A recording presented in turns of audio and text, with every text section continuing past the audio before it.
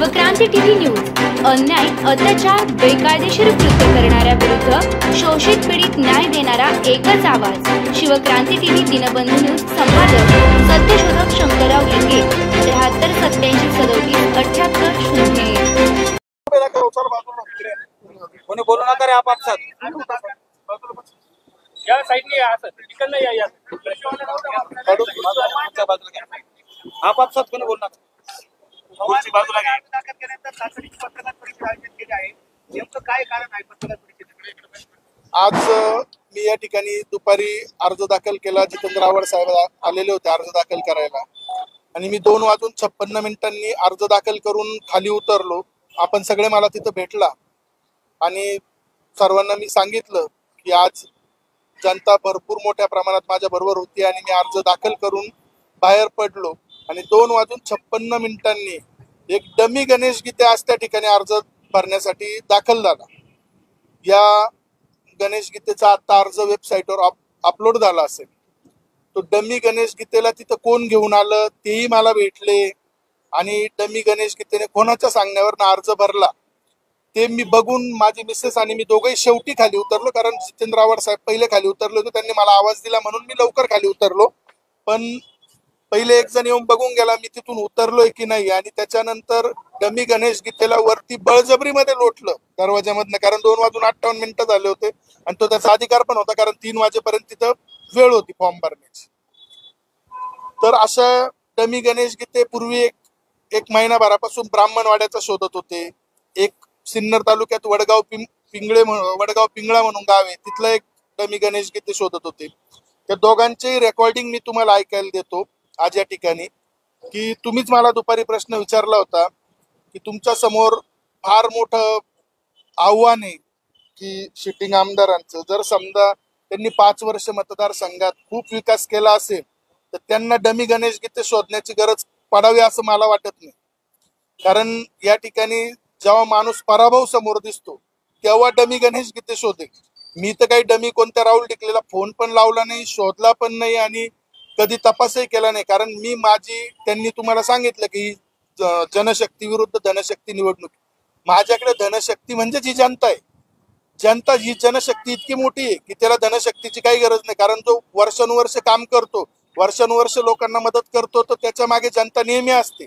आणि मग जर ते म्हणताय की 2.5 वर्षापासून मी फिरतोय, जर सत्ताधारी आमदारांची जर इतकी वाईट परिस्थिती झालेली असेल तर नाशिककर जनता इतकी वेडी नाहीये की आपल्या बाजूच्याही मतदारसंघात 2-4 दिवसापासून काय चालू होतं तुम्हाला दिसलं असेल आणि वेगवेगळ्या प्रकारे त्यांनी त्यांच्या तिथले लोक सेटल केले। ठीक आहे, अनावधानाने मला तर काही कोणाला सेटल करायचं नाही, कारण जनता माझ्या बरोबर आहे। त्यांनी अजून 2 डमी गणेश गीते भरावे आणि हे मला तुम्हाला सर्वांना सांगणं गरजेचं होतं आणि मी पूर्वीच्या 2 गणेश गीतेंना लावलेल्या फोनचं रेकॉर्डिंग तुम्हाला ऐकवणार आहे। माझा फोन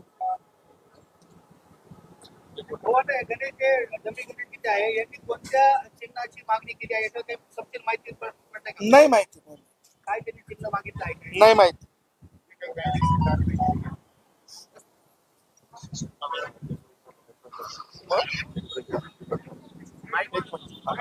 याला माईक आहे का?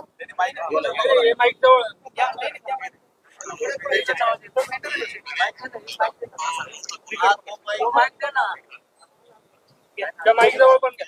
हा तो माईक आहे त्या माईक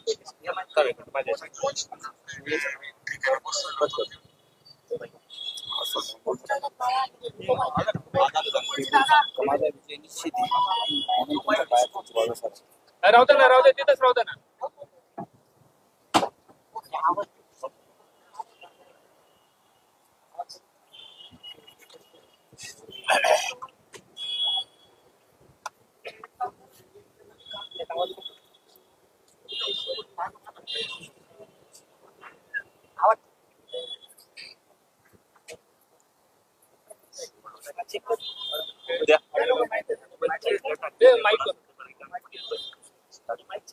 फ्लाइट मोड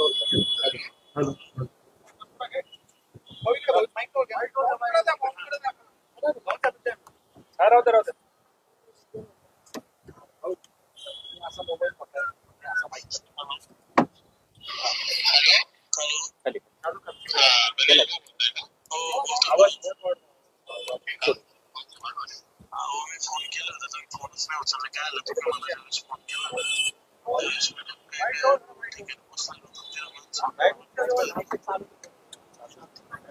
त्याला जॉईन करा डायरेक्ट माईक पण याला जॉईन करा जॉईन करा त्याला जॉईन करा डायरेक्ट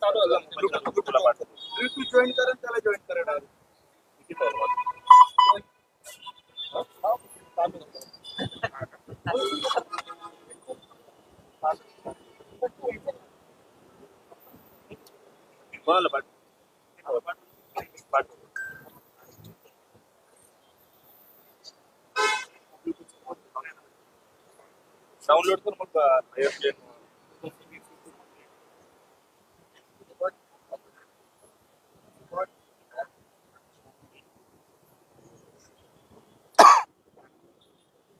झालं बघ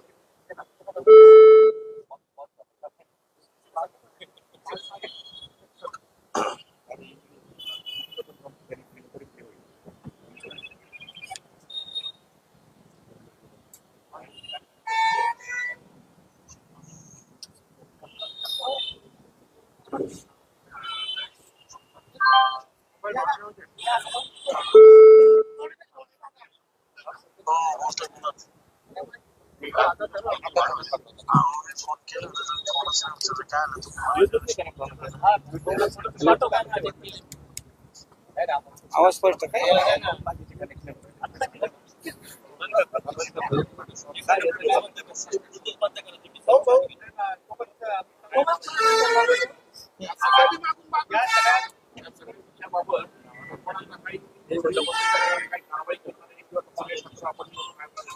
नाही, मी कुठल्याही प्रकारची कारवाई करणार नाही, कारण या मतदारसंघातली 100% काय म्हटलं ते फोन केलं होतं तुम्ही फोनच नाही उचलले, काय आलं?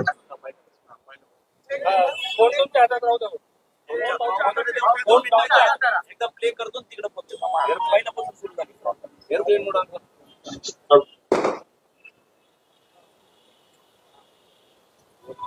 हॅलो हॅलो बरोबर हॅलो हॅलो हा गणेश भाऊ बोलताय का? हो बोलतोय, बोला ना. तुमच्या फोनची वाट वाजते. अहो मी फोन केलं होतं तुम्ही फोनच नाही उचलले, काय आलं? तुम्ही मला ज्यावेळेस फोन केला ना त्यावेळेस मी नेमकं एका ठिकाणी बसलेलो होतो आणि तिथे माणसं होते, मला बोलता येत नव्हतं. मग मी नंतर परत फोन केला तर तुम्ही फोन नाही रिसिव्ह केला. मग मी सकाळीच परत मेसेज टाकले होते तुम्हाला, तुम्ही बघा ना. हा पण ते कसं आहे, मला दोन्ही पण काम बघावं लागतं ना. डिकले साहेबांचं पण बघावं लागतं आणि दिव्यानी ताईंचं पण बघावं लागतं ना. अच्छा अच्छा, हा हा हा. नाही नाही, काय विषय नाही. चिरंजीवला फोन केला होता. हो हो, मी केला होता. मग काय म्हटलं तिथं माणसांमध्ये बोलता येत नव्हतं. मग ते काय झालं, माझा पहिल्यांदाच फोन स्पीकरवर होता, लक्षात नाही आलं. मग मी तर पटकन बंद केलं आणि बाजूला गेलो. तर ते पोर असल्यामुळे बोलता नाही आलं, म्हणून मी तुम्हाला बोललो 15-20 मिनिटात फोन करतो. आणि नंतर मग तुम्ही फोनच रिसिव्ह नाही केला. आपण काय करता साहेब? मी माझा स्वतःचा व्यवसाय आहे, माझा किराणा मॉल आहे. हा, मी काय म्हटलं, तुम्ही तुमचा आहे ना फॉर्म भरा. आम्ही तुम्हाला खर्चासाठी विशिष्ट अमाऊंट पण देतो. तो खर्चायचा का नाही खर्चायचा हा तुमचा प्रश्न आहे. हो, पण तुम्ही फॉर्म भरा. आम्हाला आहे ना गणेश गीते नावाच्या माणसांची हे आम्ही तुम्हाला साधारणपणे 20-1 लाख रुपयापर्यंत खर्च देतो. तुम्हाला करायचं असेल तर तुम्ही करा, नाही तर मी फक्त एकच, ऐका ना, मी फॉर्म भरतो, फक्त मला वैयक्तिक असा काही त्रास नाही झाला पाहिजे. म्हणजे लक्षात आलं का? माघारीच्या वेळेस कोणी माझ्याकडे मला उचलून न्यायला वगैरे येणं, घेऊन जाणं, असं नाही. मला फक्त ही तुमची जबाबदारी, मी फॉर्म भरल आणि 4-5 दिवस तुम्ही मला कुठं तरी ठेवून द्या अशा ठिकाणी की जिथं मला कोणी त्रास देणार नाही, अशा ठिकाणी. ठीक आहे ना, काही अडचण नाहीये. मग तुम्ही मला आता एक काम करा, उद्या तुम्ही किती वाजेला येता नाशिकला? तुम्ही मला कधी फोन करा, मी नाशिकला निघेल त्यावेळेस, आणि त्यावेळेस मी येऊन भेटतो. नाही, ऐकून घ्या ना. तुम्ही उद्या याला सकाळी 9 वाजेच्या आतच आहे ना, तुम्ही नाशिकला नाग चौकात या. नाग चौकात ना?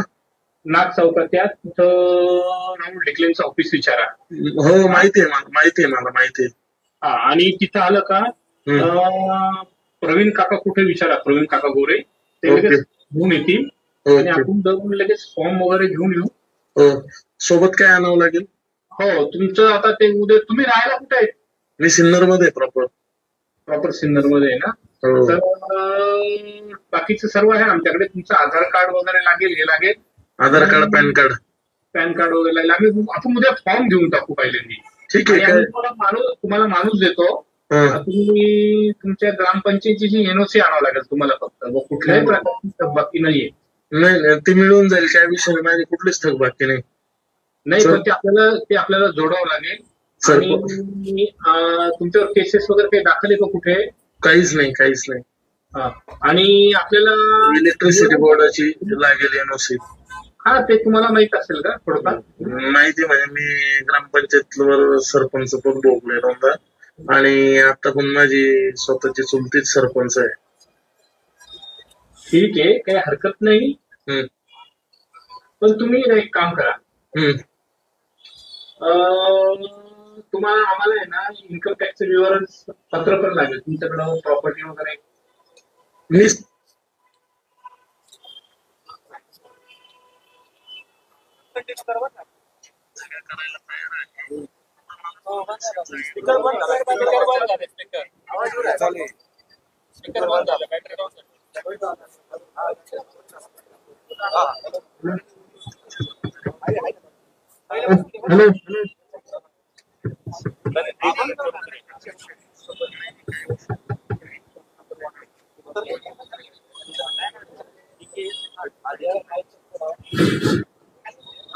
हॅलो.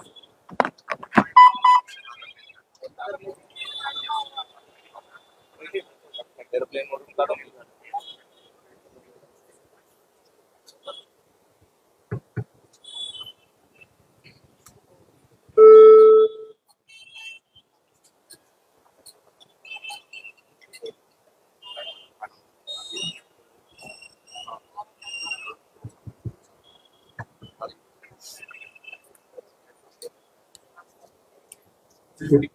शूटिंग करतो.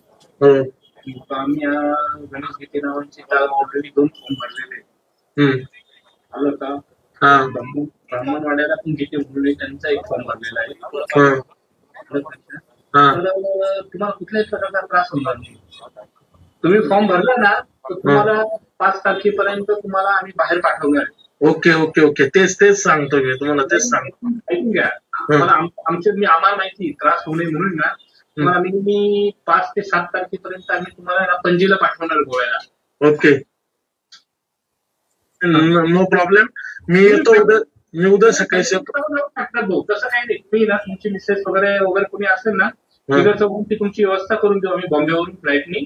तुम्ही जा आणि तुम्ही फक्त हे करा, फॉर्म भरा, बाकी काहीच नाही. नाही, काय हरकत नाही. ऐका, तुम्हाला आता उद्या मी जे सांगतो ते ऐका. ग्रामपंचायतची एनओसी घेऊन येतो मी. त्याच्यानंतर इलेक्ट्रिसिटी बोर्डाची एनओसी आणतो. थकबाकी नाही कोणी. आधार कार्ड, पॅन कार्ड, बस. हो, ठीक आहे, चालेल. जे लागेल ठीक आहे. फक्त मी काय करतो, एक 11च्या आसपास येतो. म्हणजे मला 1-2 तास लागेल फक्त तेवढे एनओसी वगैरे गोळा करायला सकाळी. भाऊ, तुम्ही लवकर या.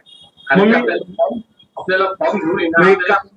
ऐका ना, मग फॉर्म घेतो आणि व्यवस्थित मग गोळा करायला मी वाटलं असं कोणाला तरी लावतो, किंवा मग तो सिन्नर मध्ये घेऊन येईल. मग आपला एखादा माणूस पाहून रिसिव्ह करून घेऊ आपण. तुम्हाला आम्ही फॉर्म भरल्यानंतर तुम्हाला डायरेक्ट बाहेर पाठवणार आहे. बरं, ठीक आहे. आणि तुम्ही कोणी घरचं कोणी एखादा मनुष्य घेऊन या. म्हणजे आम्ही इनिशियली तुम्हाला एक 8 लाख रुपये तुमच्याकडे कॅश देऊन टाकतो सुरुवातीला. ठीक आहे. ज्यावेळेस इलेक्शन रन होईल त्यावेळेस तुम्हाला उरलेले पैसे देऊन टाकू. ठीक आहे, काय हरकत नाही. देऊ. काय हरकत नाही. मी सकाळीच मॉर्निंगला 9 वाजता तुम्ही सांगितलेल्या पत्त्यावर येऊन तुम्हाला फोन करतो. पहिला फोन करतो. मला तिथं कुणीतरी पाठवा घ्यायला. तुम्ही जिथं म्हणाल तिथे येऊ. तुम्ही एक काम करा, तुम्ही डायरेक्ट उद्या नाग चौकात या आणि जाऊ डेक्लिनचं ऑफिस विचारा. चालेल, ठीक आहे. तिथे येतो डायरेक्ट. तिथे प्रवीण काका गोरे विचारा. ओके. मी तिथेच राहील. मी 10:30-11 वाजेपर्यंत तिथे आहे. त्याच्यानंतर मी टाइम बरोबर जाणार आहे. ओके. हो, कारण की मग हा फोन माझ्या मुलाकडे राहतो. कसं या गोष्टी ना थोड्या सिक्रेट असतात. नाही, बरोबर आहे. प्रॉब्लेम नको. बरोबर आहे, तुम्हाला बरोबर आहे. काय हरकत नाही, येऊन जा तुम्ही. हो, कारण की काल ताईंना तिकीट डिक्लेअर झाल्यामुळे उद्या ताईंचा फॉर्म घ्यायचा आहे. ओके. मला ते कसं वकील वगैरे सर्व क्लिअर करून आहे ना ते उद्या ताईंचं चालेल. चालेल.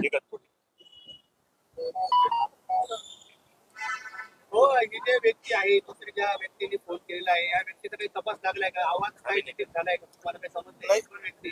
मला त्यांचा आवाज पण डिटेक्ट करायचा नाही, मला त्यांना भेटायचं नाही. आता प्रवीण काका गोरे चंदन भाऊ त्याच गल्लीत राहिलाय, त्यांना माहित असतील कोण प्रवीण काका गोरे. ज्यांनी फोन केला ती व्यक्ती कोण होती? ती व्यक्ती वडगाव पिंगळा गावात एक गणेश गीते नावाची व्यक्ती आहे. तो ज्यांनी फोन केला ती व्यक्ती कोण होती? ते आम्हाला नाही माहिती, ती त्यांच्या तिथून केला असेल त्यांनी. त्यांच्या संदर्भात काही चौकशीची मागणी असणार आहे का? कारण अशा चौकशी- भंग झालेला आहे म्हणजे असं प्रश्न एकंदरीत. प्रशासन जागरूक असेल तर ते माहिती घेतील. मी त्याच्यासाठी मी जे जागरूक आहे त्यांना बोलवलं इथं. आणि तुम्ही लोकसभेत पण बघितलंय, याच्यापूर्वी आता याच्यामध्ये त्यांनी एक आवर्जून शेजारच्या मतदारसंघातलं नाव घेतलंय की आम्ही फरांदे मॅडम पण साठी पण शोधतोय. पण त्यांचं वेगळा विषय होता, हा या नाशिक पूर्व मतदारसंघापुरताच विषय. असा 2 जणांना कॉन्टॅक्ट केला, त्याच्यातला तुम्हाला वाटलं कधी तुमच्या समोर आणायचं, फक्त आता त्याला यांनी रात्रीतून उचलून नाही घेतलं म्हणजे बरं होईल. नाही तर उद्या त्याला मी समोर पण घेऊन येईल प्रेसच्या. कारण तो ठीक आहे, त्याने मला ते बोलणं मध्ये समजा एक उमेदवार होता, तिथं पण एक डमी पिपाणीवाला उमेदवार उभा केला, त्याने 1.25 लाख मतं घेऊनही भगरे सर 2 लाख मतांनी निवडून आले. शेवटी त्याचा परिणाम पण आपलं शहर आणि शहरातलं वातावरण, ज्या वेळेस मी फॉर्म भरून बाहेर आलो तेव्हा रोडवर त्याचं त्या डमी गणेश गीतेचं प्रोटेक्शन करायला शहरातले 200 तरी गुंड अवेलेबल होते. मी सगळ्यांना नमस्कार करून आलो तिथून, आणि ते 6:15 वाजेपर्यंत तिथं होते. गणेश गीतेचा जोपर्यंत फॉर्म अपलोड होत नाही तोपर्यंत. मी पण तुम्हाला 6:30चा टाइम याच्यासाठी दिला का मी पण 5:30 वाजेपासून चेक करत होतो. त्यामुळे माझा या मतदारसंघात मी 100% मी विजयी होणार आहे. मी निवडणूक 100% पूर्ण क्षमतेने लढणार आहे. पण हे जे यांचं हे पराभवाच्या दिशेने जो प्रवास करताय, पण पक्षाचे नेते खूप हुशार आहे. त्यांनी शेवटच्या दिवशी सगळे उमेदवार घरी पाठवून दिले आणि मला त्या दिवशी पहिले माझं नाव डिक्लेअर केलं, नंतर माझा प्रवेश घेतला आणि त्याच दिवशी माझ्याकडे एबी फॉर्म पण देऊन टाकला की परत तुम्ही मुंबईला येण्याची गरज पडू नये. जर अशी परिस्थिती आपल्या शहरात असेल तर ही परिस्थिती चांगली नाही शहराच्या दृष्टीने. मी या शहरामध्ये 25 वर्षापासून व्यवसाय करतो. मी व्यावसायिक जीवनात एकतरी व्यक्तीने तुम्हाला, मी पण मोठ्या प्रमाणावर व्यवसाय करतो, तुम्हाला एकतरी व्यक्ती अशी भेटली की गणेश गीतेने आम्हाला दादागिरी केली, आमची कुठं जमीन बळकवली, कुठं कोणावर कब्जा केला? शेवटी नीतिमत्तेने व्यवसाय करा किंवा नीतिमत्तेने समाजकारण करा, त्याच्यात निश्चितपणे न्याय मिळतो. पण हे जे आज जे चाललंय हे सगळं असंविधानिक आहे आणि ही पद्धत चुकीची आहे. मला हे सर्व तुमच्या समोर आणून द्यायचं होतं. त्या पुढे आता तुम्ही कसं मांडायचं हे तुमची जबाबदारी. पण 20-20 लाख रुपये यामध्ये आर्थिक व्यवहार झालेला आहे, 20 लाख रुपयांचं. आणि निवडणूक आयोगाच्या या सगळ्या आर्थिक व्यवहारावरती खूप बारकाईने नजर असते. त्यामुळे आपण या संदर्भात निवडणूक आयोगाकडे काही तक्रार करणार आहे का? मी कोणाकडे तक्रार करणार नाही. कारण काय की मी पण 10 वर्ष सत्तेत होतो, मला माहिती आहे की सत्तेत असल्यावर आणि सत्तेच्या बाहेर असल्यावर काय होतं. ती तक्रार जनता इतका चांगला न्याय देईल त्याच्यामध्ये की कोणाला कुठे तक्रार करायचीच गरज पडणार नाही. शेवटी आपण एक मराठीत म्हणतो ना, एखाद्याच्या कर्माने जातो. त्याच्यामुळे आता एक किती चांगले कर्म करायचे आणि किती वाईट करायचे हे आपल्या हातात आहे. ते 1.5 महिना झाला वेगवेगळ्या प्रकारे मला त्रास देत आहे, अजून 15 दिवस देतील. निवडणुकीचा निकाल लागेपर्यंत अजून वेगवेगळं काहीतरी आणतील, बाजारामध्ये नवीन प्रॉडक्ट आणतील, त्याप्रमाणे देतील. त्याच्यामुळे ही दिशाभूल करणं हा जो प्रकार आहे तो थांबला पाहिजे आणि त्यांनी त्यांच्या मार्गाने अजून त्यांना काय करायचं, अजून काय शोधायचं त्यांनी शोधावं, टाकावं. पण मी जनमतावर माझा 100% विश्वास आहे आणि जनमत हे माझ्या बरोबर राहील याची मी 100% शाश्वती देतो. ही बाब जी आहे ही प्रशासनाला आपण कानावर टाकलेली काय किंवा काही घडलेलं आहे? नाही आयोगाकडे किंवा प्रशासनाकडे ह्या बाबी जाणं गरजेचं आहे आणि हे आपलं तुमच्या माध्यमातून जातील ना. आमच्या माध्यमातून जाईल, पण प्रशासन तुम्हाला विचारणार आहे, तुमचं हे रेकॉर्डिंग घेणार आहे. तर अशा पद्धतीने आपण प्रशासनाकडे तक्रार केली आहे का? नाही केली. दुसरा मुद्दा असा का ढिकले साहेबांना ही परिस्थिती अशी करण्याची वेळ काय यावी असं तुम्हाला वाटतंय? नाही, आता ते तुम्ही विचार करा ना, त्यांना ही वेळ का आली असेल. ते म्हणताय मी 2.5 वर्षात 2 लाख घरांमध्ये फिरलोय आणि मी मतदारसंघात खूप विकास केलाय. तर त्या विकास केला असता तर तुम्ही मला दुपारी विचारलं, माझ्या समोर कोणाचंही आव्हान नाही. मी जनतेच प्रवेश केल्यापासून मी गेल्या 3 वर्षापासून माझी जेव्हापासून स्टँडिंग संपली तेव्हापासून मला पक्षाने आश्वासित केलेलं होतं की तुला आत्ता MLC वर घेतो, 6 महिन्याने घेतो. हे विद्यमान आमदारांना पण माहिती आहे, तेही माझ्या बरोबर अनेकदा तिथं आले आम्ही सोबत गेलो की म्हटलं नाही तर माझा आणि यांचा मतदारसंघ एक आहे, मला निवडणूक तर लढायची आहे, तो एक तर तुम्ही तोपर्यंत मला विद्यमान आता मला MLC वर घ्या, नाहीतर मग मला तिकीट द्या. मी शेवटचे MLC चे 7 नावं डिक्लेअर होईपर्यंतही मी कोणत्याही पक्षात प्रवेश केलेला नव्हता. ज्या दिवशी झाले त्या दिवशी मी माझा निर्णय घेतला आणि मी माझ्या नेत्यांना 3 महिन्यापूर्वी सांगून आलो होतो की जर समजा तुम्ही मला MLC देऊ शकणार नसतील आणि जर मला विधानसभेची उमेदवारी देणार नसाल तर म्हटलं मला दुसऱ्या पक्षात प्रवेश करायची परवानगी द्या आणि मला दुसऱ्या पक्षात जायचंय, मला निवडणूक लढायचंय, मला पण जनतेतून निवडून येण्याची इच्छा आहे, मी पण जनतेत रोज काम करतो, त्यामुळे मी दुसऱ्या पक्षात प्रवेश केला. तुमची नाराजी दूर करण्यासाठी भाजपाने काही प्रयत्न केले का? नाही, त्यांनी प्रयत्न केले किंवा नाही केले, पण मी माझ्या लोकांशी इथं कमिटेड आहे.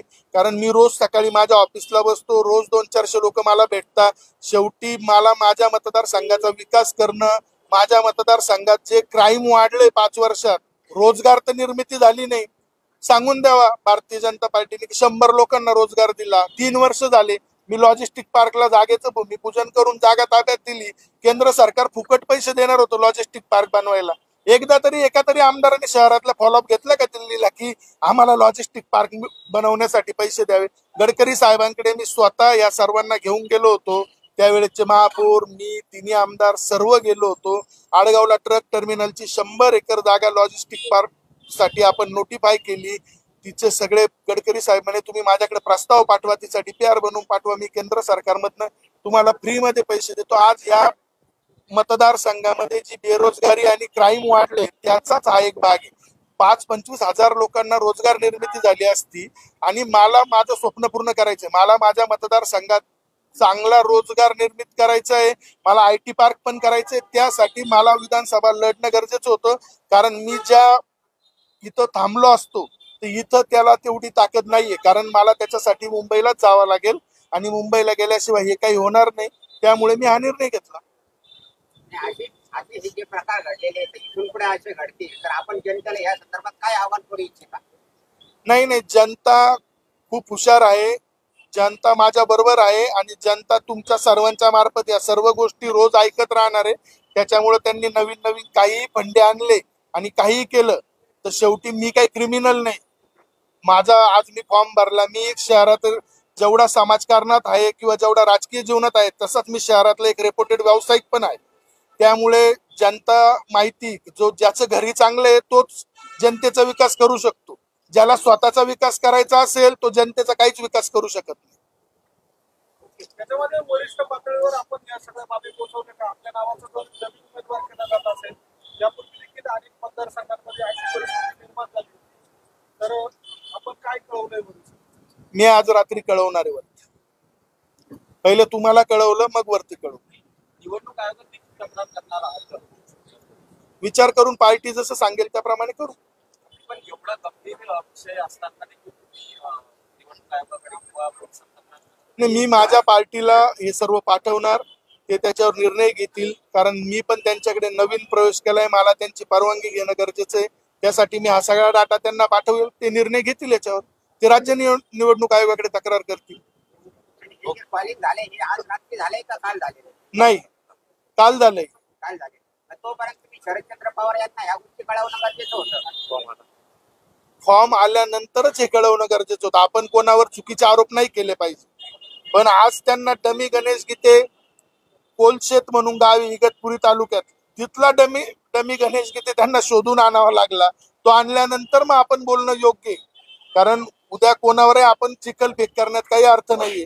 जे सत्य आहे तेच बोललं पाहिजे. आता जे गणेश गीते फॉर्म बनलेले आहे ते ऑडिओ क्लिप मध्ये हे नाही, हे सिन्नरचे गणेश गीते तयार नाही झाले. आता ते गणेश गीते पणजीला गेले असतील एखाद्या वेळेस. आता हे जिथे पाठवणार होते तिथे गेले असतील.